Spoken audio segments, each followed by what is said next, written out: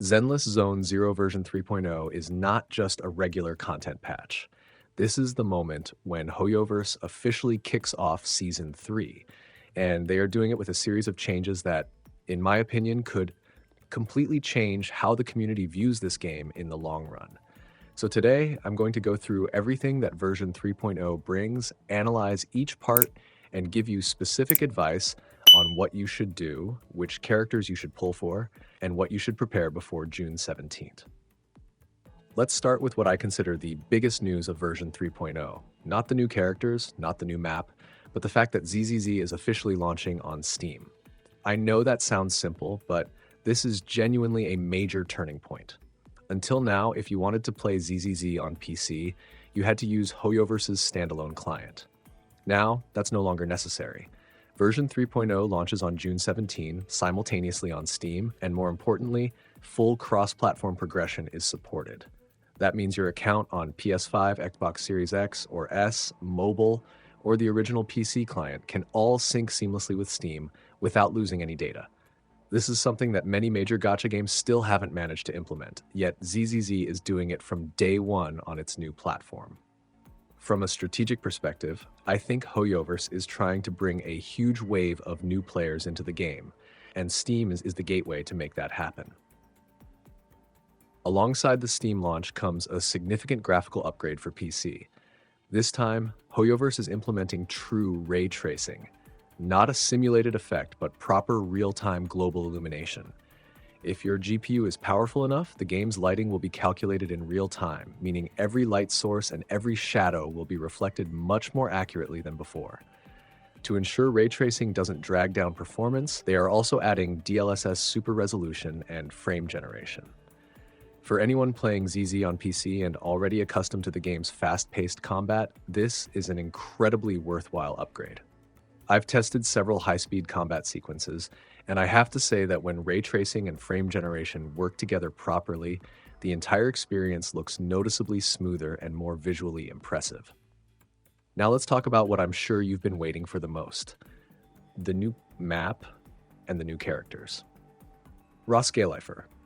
If you paid close attention to the lore from version 1.0, you may have noticed that this name was hinted at in various background texts from very early on. But until now, nobody really knew what it actually was. Roscaelifer, also known as the Celestial Nexus, is a floating city suspended high above New Eridu. What makes it even more fascinating is that most of the people living in New Eridu below don't even know it exists. When I first stepped into Roscaelifer, it felt completely different from anything I had experienced in the game before.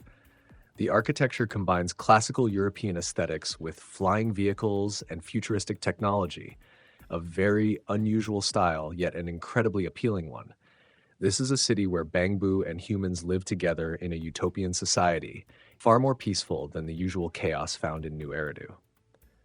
But don't let that peaceful appearance fool you, because the version 3.0 storyline reveals that New Eridu's prosperity below is actually sustained by a hidden data stream from Roscaelifer, and that data stream is fueled by suffering rather than goodwill.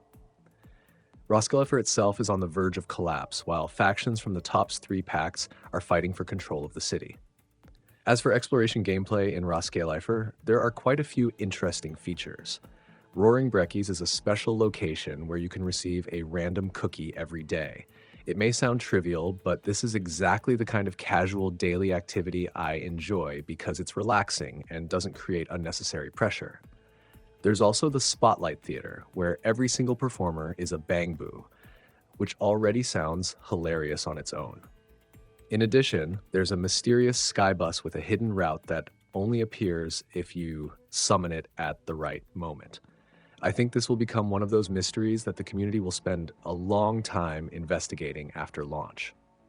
The Universal Terminal System is another notable addition. You can control surveillance cameras from a first-person perspective to scout and scan different areas, or pilot drones alongside EOS to complete specific missions.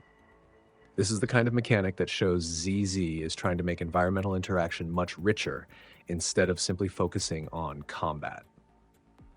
Now let's move on to the characters, the most important section for anyone considering how to spend their polychrome. First is Pyrois. This is not an ordinary character. Pyrois is actually the combat form of the Proxy, the main character you play as. And most importantly, Pyrois is completely free once you complete the main storyline of version 3.0. On top of that, HoYoverse has confirmed that all of Pyrois' Mindscape upgrades and exclusive W engine will also be distributed for free through future versions. This level of generosity is extremely rare for an S-Rank character, and I believe the reason is that Pyrois is deeply connected to the narrative core of Season 3, so HoYoverse wants to make sure every player has access to it. Within Roscaelifer, Pyrois is also used for navigation, specifically by sliding across aerial rails suspended in the sky. The feeling reminds me of the rail grinding mechanics found in classic platformer games. If you don't have enough polychrome to pull for other characters, at the very least, make sure you complete the storyline to unlock Pyrois. It would be a huge waste to skip it. Next is Velina. She is the character I valued the most in version 3.0 from a system design perspective. Velina is an S-Rank Wind Anomaly Agent, and more importantly, she is the very first wind attribute agent in the entire history of ZZZ. The wind attribute was previewed back in version 2.8 through a boss mechanic, but this is the first time it has been introduced as part of a playable character's kit. Velina's mechanics work like this. She builds up wind anomaly on enemies, placing them into the windswept state. When windswept combines with another attribute anomaly at the same time, such as fire, electric, or ice, it triggers a special effect called Vortex, dealing AoE damage of the corresponding attribute to all nearby enemies. This creates an incredibly powerful synergy loop with other anomaly agents in the team.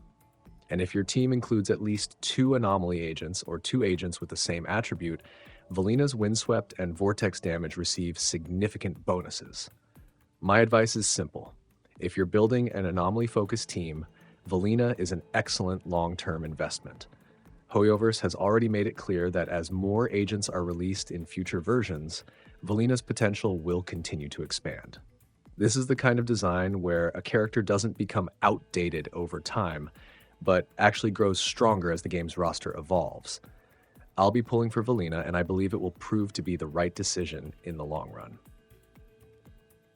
Norma is the third character, arriving during the second half of version 3.0. She is an S-Rank fire stun agent from the Marcel Group, and her core mechanic revolves around her signature hat. The hat continuously accumulates preheated chamber, regardless of whether Norma is on the field or off the field. Once fully charged, Norma can convert an ally's quick assist into a chain attack, creating additional chain attack opportunities for the entire team. From a tactical standpoint, Norma is an essential piece for fire teams that want to maximize their chain attack potential. If you're investing in a fire lineup, she's definitely someone worth serious consideration. As for the new permanent endgame content, version 3.0 introduces 2 major modes. Bang Bang. The Genius and the Miracle Chip is a strategy mode where you command collaborator squads to repair the central computing hub and complete chip research missions.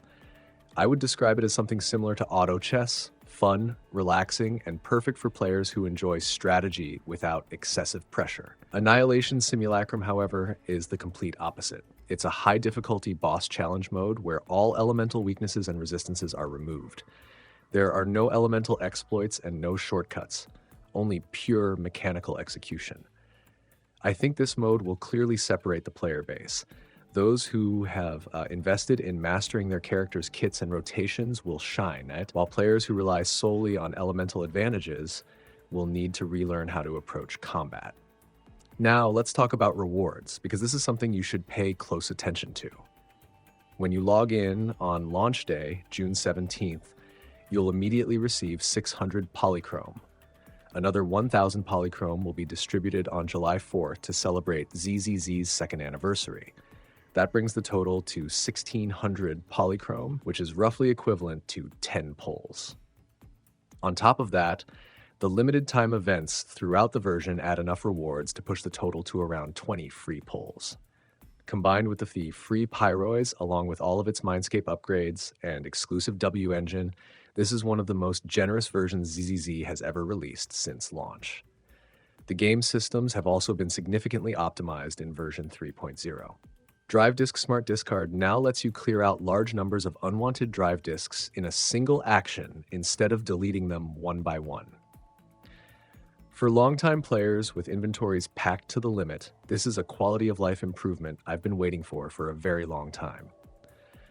The drive disk tuning interface has also been updated to automatically prioritize sets that match your currently active training plan. And here's another small but welcome change. Starting in version 3.0, proxy outfit accessories, including hats, hair accessories, earrings, and glasses, are now universal items that can be freely mixed and matched across different outfits. If you enjoy customizing your appearance, this is a feature you'll definitely appreciate. So, what's my overall recommendation? First, make sure you log in on June 17th to claim the initial 600 polychrome and complete the main storyline to unlock Pyrois for free. Second, if you're building an anomaly team or simply don't have a wind agent yet, Velina is by far the most valuable pull in this version.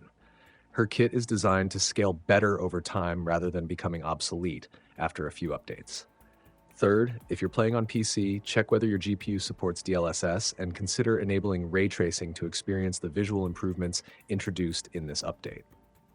Finally, if you've never tried ZZZ before, the Steam launch on June 17th is the perfect time to start with cross-platform progression, around 20 free pulls, and a free S-Rank available right from the beginning. I honestly don't think HoYoverse will offer a better onboarding package anytime soon. That's everything version 3.0 brings, based on my evaluation. Which part of this update are you looking forward to the most? Velina, Roscaelifer, or the Steam launch? Leave a comment below. I read every single one, and I'd love to hear your thoughts.